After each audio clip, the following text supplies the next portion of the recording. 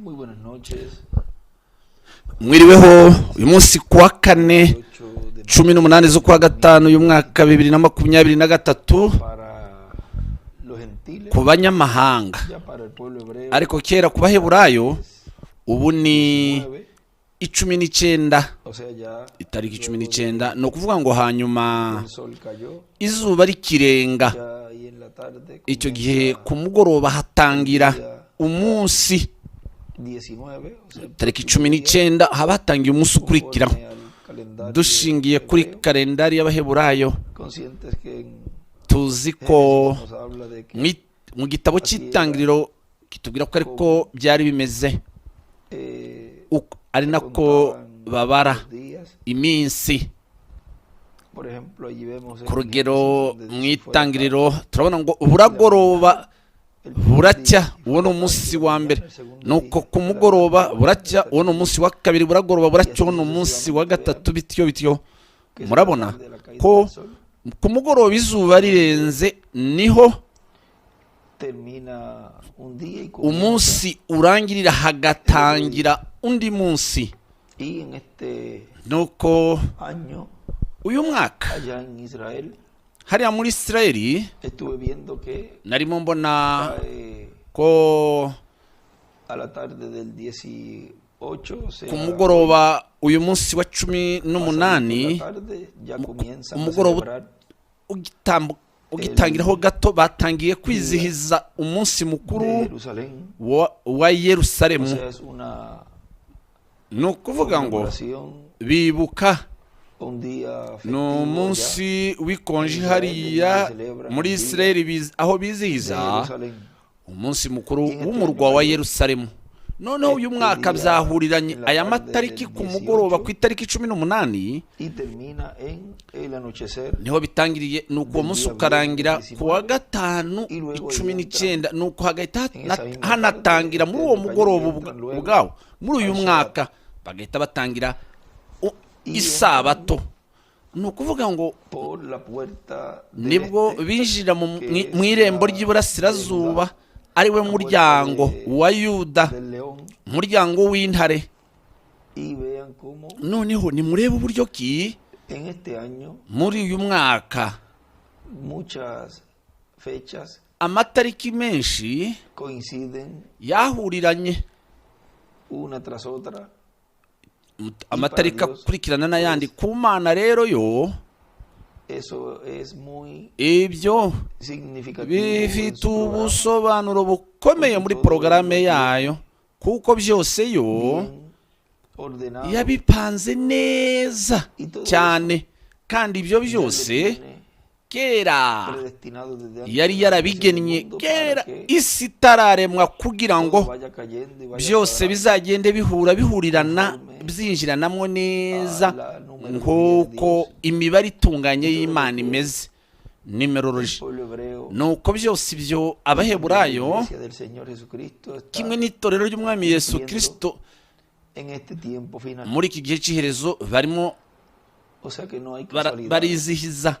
Ni ukuvuga ngo nta mpanuka iba nko muri porogaramu y'Imana, ahubwo ho byose birimo birasohora nk'uko Imana kera yari ibifite muri porogaramu yayo.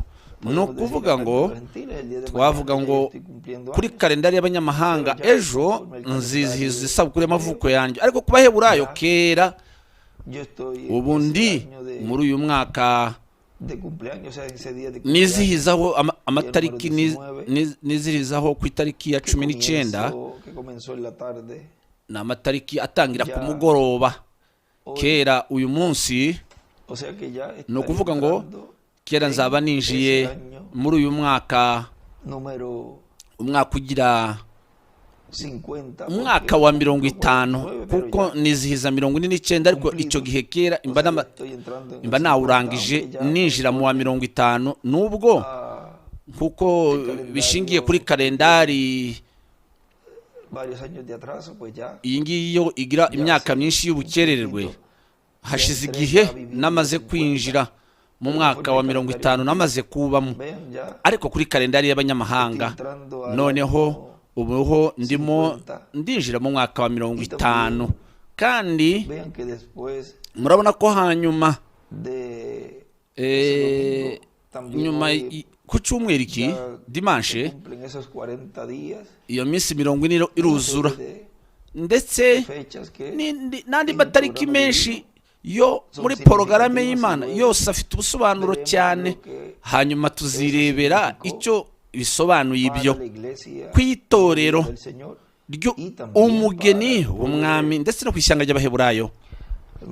Nimwitegereze, narimo ndeba amafoto ya kuri uyu mugoroba hariya muri Israeli.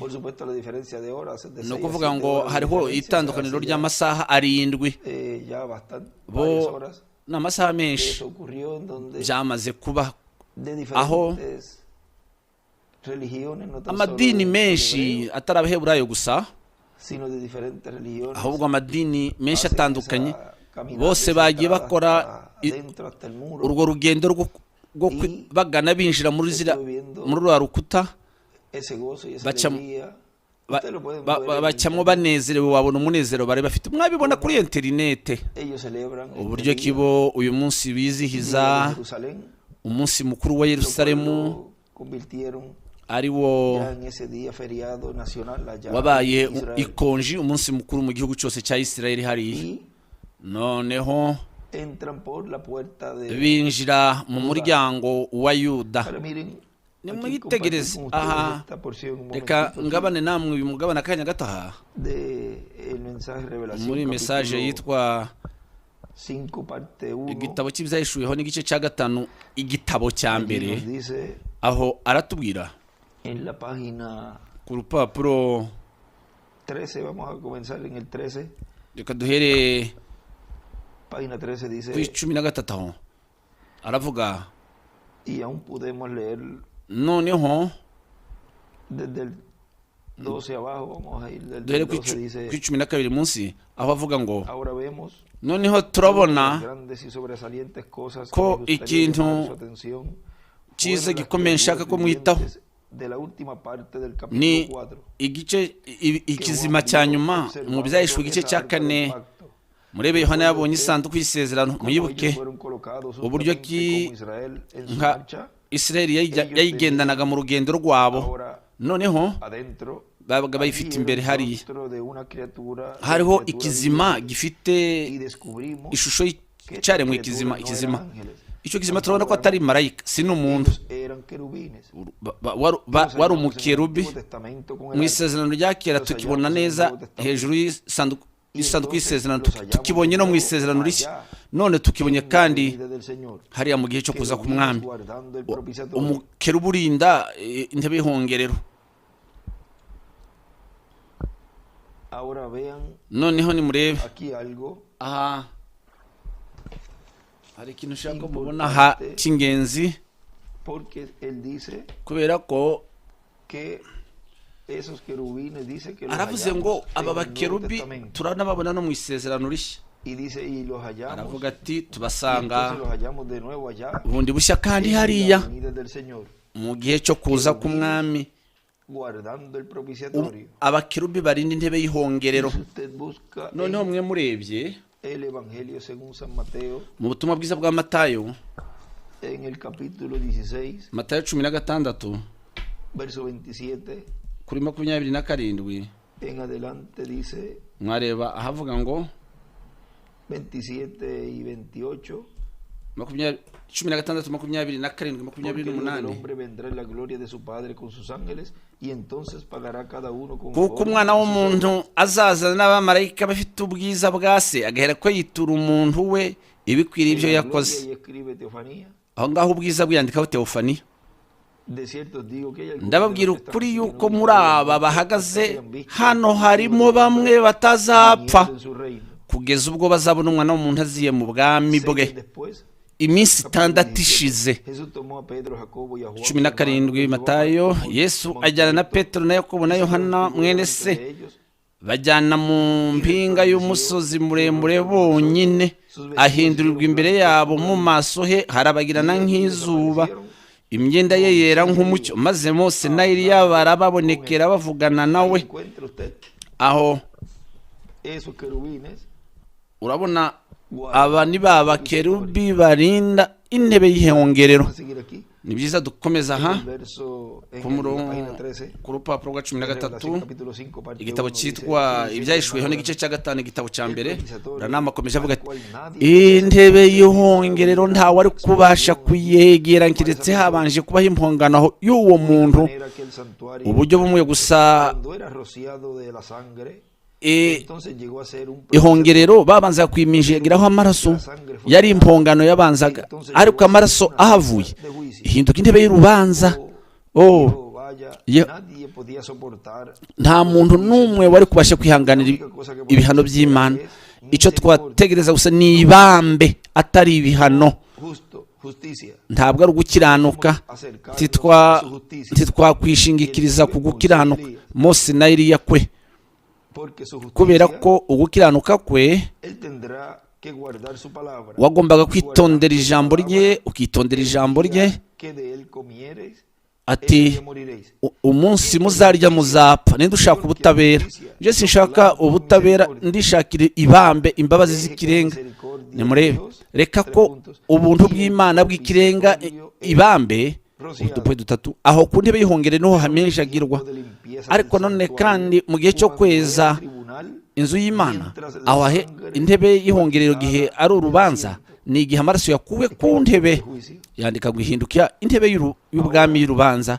Noneho turimo turegera iki gihe, noneho ashushanya ibuye rikomeza imfuruka aho ngaho. Noneho ubu turimo turegera igisekuru cy'ibuye rikomeza imfuruka, kweza intebe y'ihongerero. Nuko ibihano bikaza ku isi. Mu gihe amaraso akiri hariya, Imana ntiyarimbura isi. Nta munyacyaha ugaragara imbere y'Imana, ko abantu bose bameze neza kuko impongano ya bose ihari. Ariko ukoze unaniwe kwemera iyo mpongano ukaza imbere ye, noneho wowe uri umunyabyaha, ndetse uba warenze imbabazi z'ikirenga zitwa ibambe, uba warenze ibambe. Noneho wowe ucirwa urubanza aho ubwawe. Ariko mu gihe akiri ibambe udupuye dutatu, ariko mu gihe uweza ahera aje, hari igihe cyo kweza. Murabona iyo nzu y'Imana aho ku bijyanye n'ibihe cyangwa igihe, akomeje avuga ati amaraso ava ku ntebe y'ihongerero. Icyo gihe rero umujinya w'Imana ukagwa ku isi. Yandika ngo kurimbuka ku isi ni kimwe mu kimenyetso cya 6, Ibyahishwe 6 ku 12. None nimugende murebe, Imana twe itugirira ibambe. Uwo munsi tutazasangwa tudafite ibambe ry'Imana. Mwibuke ko aho ngaho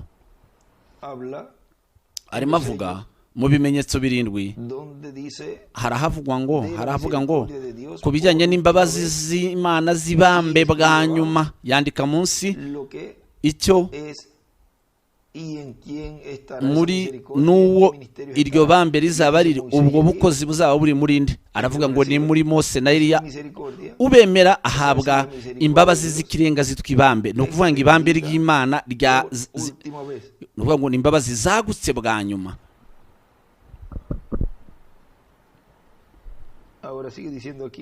Noneho akomeje atubwira aha 13 dukomereza kuri 14. Noneho reka turebe hari imbere, reka ngerageze kuvyerekana mu buryo bwo mu mwuka hacangwe bishushanye n'intoki zanjye, kugira ngo mwebwe abashaka kubifata mu buryo bwo mu mwuka ha ni mubireba aha, cyangwa se mbishushanye n'intoki zanjye ku bwanyu.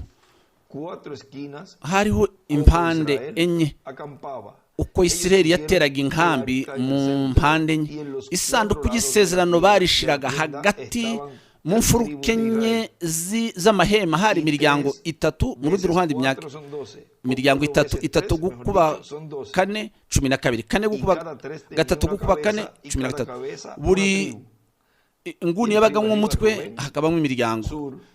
Rubeni mu majyepfo igishushanyo mu maso h'umuntu, ashiraho igishushanyo ashyiraho umurongo. Efurayimu iburengerazuba ikimasa, ibendera ry'ikimasa. Yuda iburasirazuba, ibendera ry'intare. Dani majyaruguru, ibendera rya egle ry'ikizu. Umwe ni Rubeni, buri umwe akaba umutwe w'umuryango. Mbivuze ko yabyanditse hariya hejuru kugira ngo aho ngaho niho ibyo yanditse hariya nibyo ngiye gusubiza aho Baranamu yavuze. Umwe ni Rubeni, niwe wateraga inkambi mu majyepfo, we yararangaje imbere, ari uyobora abayoborwa n'ibendera ry'ikimasa. Noneho iburengerazuba cari ikimasa, ibendera ryabo. Noneho mu burasirazuba hari Yuda, ari we ibendera rye ryari intare. Noneho mu majyaruguru we ibendera ryabo ryari egle, ikizu. Nimwitegereze neza, murabyibuka mwese, mubyibukiye neza uburyo ko twabishushanya. Ikizu, ikimasa, mu maso h'umuntu n'intare. Noneho murabona ko Yuda yarindaga umuryango w'iburasirazuba. Kristo ni intare y'umuryango wa Yuda, azamanuka mu ijuru mu burasirazuba bwacu, yinjire muri uwo nzira y'uwo muryango, aza mu muryango w'iburasirazuba, mu muryango wa Yuda. We ni intare yo mu muryango wa Yuda. Yandikaho ukuza k'umwami ni kimwe mu muryango w'iburasirazuba. Noneho dutahuye ko muri mesaje muri iki gitondo ko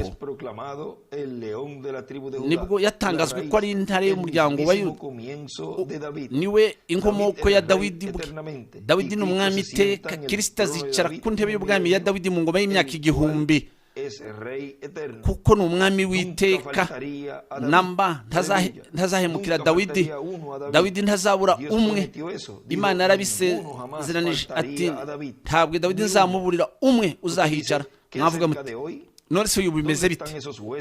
Abo bacamanza b'Abayuda bari ni imbuto. Kristo mu bana be mu buryo bw'umubiri ashushanya inyenyeri ya Dawidi aho. Noneho hari igihe yavuze ati, yabwiye Dawidi ati, Dawidi sinzamuburira uzamusimbura namba. Uko ni ukuri, Kristo ni intare mu muryango wa Yuda, ari wo Dawidi akomokamo. Noneho dutahuye ko bo barindaga intebe y'ihongerero, bo bahoraga bahanze amaso intebe y'ihongerero, nta n'umwe wayegeraga. Yagombaga kubanza agaca muri iyo miryango mbere yuko agera ku ntebe y'ihongerero. Nimwitegereze kandi Ibyahishwe igice cya 5 igitabo cya 2 aratubwira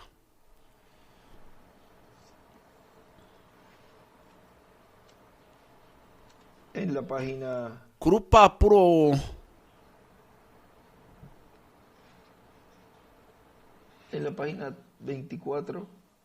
paje 24 munsi aravuga ibi neza neza nibyo itorero bigeze mu gihembwe cya nyuma cy'abapantekote. Murabona mbere mu itangira rya Pentekoste bose bateraga hejuru, bakoraga batyo, n'ibinyeganyeza n'abandi bose, ariko itorero nyakuri ririmo rirakora iki? Riraruhutse. Rero kuruhuka ni iki?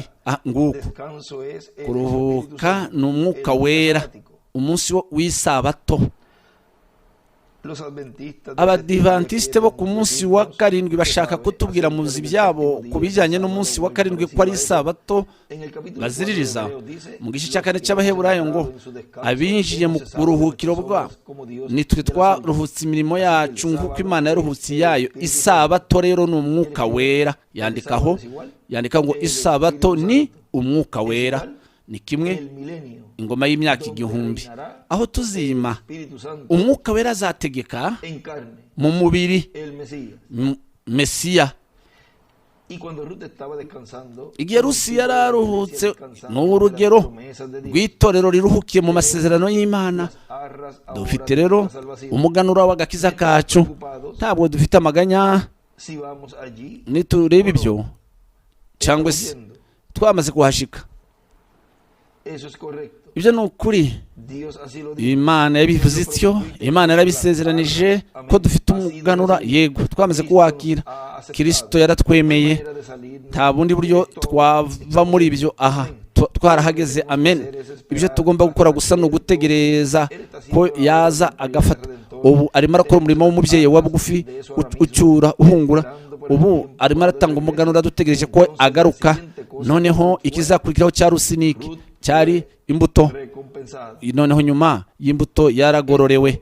Ibyo nibyo itorero ryakoze, ryinjiye mu kubarwaho gukiranuka mu gihe cya Luteri, ryinjira mu kwezwa ku bwa Wisirayeli, ryinjira mu mubatizo w'umwuka wera muri iyi minsi ya nyuma. Noneho ubu riruhutse n'umuganura w'umurage wacu, tuzi ko hari icyabaye muri twe. Twavuye mu rupfu twinjira mu bugingo, dutegereje dutakamba kimwe n'ibyaremwe byose, dutegereje icyo gihe, igihe tuzahabwa ukudapfa, kuba umwuzuro, kudapfa. Imibiri yacu yose izacungurwa, ducunguwe twese, dutegereje, turamutegereje ko agaruka aca mu muryango. Yandikaho mu burasirazuba, yavuze ngo dutegereje. Aho ngaho ahashushanya piramide n'ibihe by'isekuru munsi. Muri piramide ashyira umurongo w'umwambi ugana muri piramide, ni ukuvuga ngo aho ngaho yerekana ko ni muri uwo muryango w'iburasirazuba mu gisekuru cy'ibuye rikomeza imfuruka. Aho ngaho niho mwene data Branham avuga ko kugira ngo uhabwe iyo ngororano nk'uko byagendekeye Rusi muri cya gihembwe cye cya kane. Murabona Rusi ashushanya itorero umugeni, noneho ni mu gisekuru cy'ibuye rikomeza imfuruka, muri uwo muryango w'iburasirazuba, umuryango w'intera, umuryango wa Yuda, ni muri uwo muryango muri wo niho asezeranije ko azaturuka, azakomoka. Yandika ngo ingororano za Rusi ni ibimenyetso, nibyo bizana ingororanizo. Nimwitegereze aha ngaha naho muri mesaje, ndarega abantu b'iki gihe, ubutumwa bwitwa ikirego ku rupapuro rwa 60, accusation, aravuga ati ndabivuze muri kaseti kugira ngo, abantu bari muri iki cyumba mbibabwiye ndi mu gusigwa k'umwuka wera. Ni bande bari mu ruhande rw'umwami? Munyemerere mbashireho munsi y'iri jambo, Imana by'ukuri izahamagara bariya banga Kristo. Abantu b'iki gihe banze Kristo bazacirwa urubanza rwo gutuka umwuka wera no kubamba ijambo rye ryahamirijwe. Arandika ngo ijambo ryahamirijwe ni kimwe, ni Maraki 4:5, Luka 10:6-30 gakomeza. Ndabarega ni bande bari mu ruhande rw'umwami? Mose yaravuze ati abari mu ruhande rw'umwami muze mu ruhande rwanjye. Igihe inkingi y'umuriro yari ihagaze aho nk'igihamya, ati ni bande bari mu ruhande rw'umwami? Nimufate ijambo, mwange imihango, mukurikire Yesu Kristo by'ukuri. Nzahura namwe mu gitondo. Yandikaho nzahura namwe mu gitondo, udupe 3, izuba rirashe. Mose na Eliya mu burasirazuba.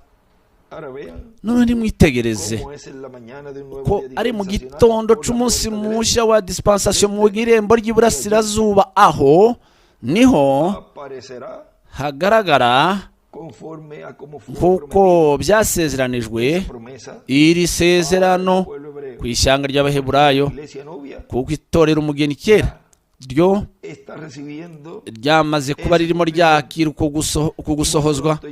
Vuba bidatinze bazavuga bati uyu niwe twe twakomeje kuba dutegereje. No kuvuga ngo kera nibamubona bo, nibamubona hagati mu banyamahanga aho itorero ry'umugeni riri, bo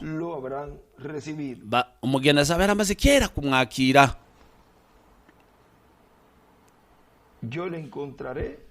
Nzahura namwe mu gitondo, izuba rirashe. Mose na Eliya mu burasirazuba. iri niryo ryaba ese tema para esta iri sesión somo plática muri aka kaganiro de esta gato ocasión, k'uyu mwanya. de ese hermoso tema. Muri iri somo ryiza Así que hariya vamos a colocar desescrito. twashyiraho iri somo tukaryita ibiyanditse yashize hariya. Yo le Ngo encontraré nzabasanga, en la mañana. nzahura namwe mu gitondo. Y podemos colocar todo lo que escribe allí.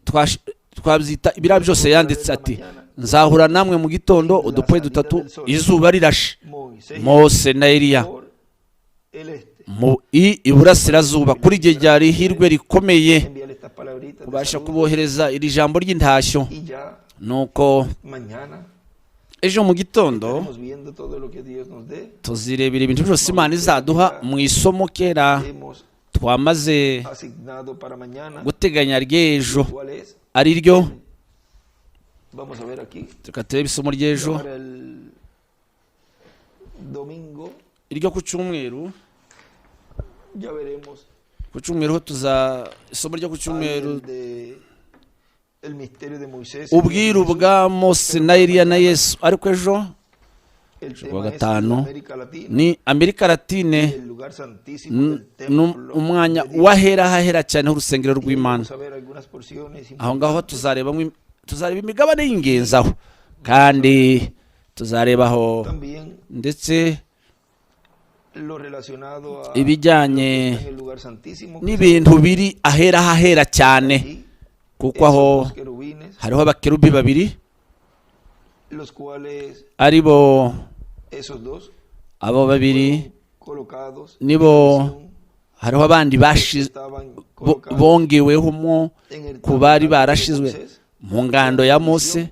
Noneho mu nyongera hongerwamo abandi babiri, abakerubi ariko b'imbaho basizwe zahabu, kandi Eso ibyo bigomba en este tiempo final muri iki gihe cy'iherezo bigomba kwigaragaza, bigomba kuba birimo bisohora, porque estamos en la kubera ko turi mu gihembwe santísimo cy'umwanya wahera hahera cyane h'urusengero rwo mu mwuka rw'umwami. Mu yandi magambo byose ibiri ahera hahera cyane mu rusengero rwo mu mwuka bigomba kuba de la iglesia, biri mu rusengero, el cuerpo místico de creyentes, umubiri w'ibanga w'abizera nk'urusengero. estar también Kandi eso que ahí está representado. biriya byari biri hariya, icyo byari bishushanya nabyo bigomba kuba bihari, kubera ko kugeza ubu itorero umugeni En la tierra, riracyari ku isi. por consiguiente, el Mu yandi magambo rero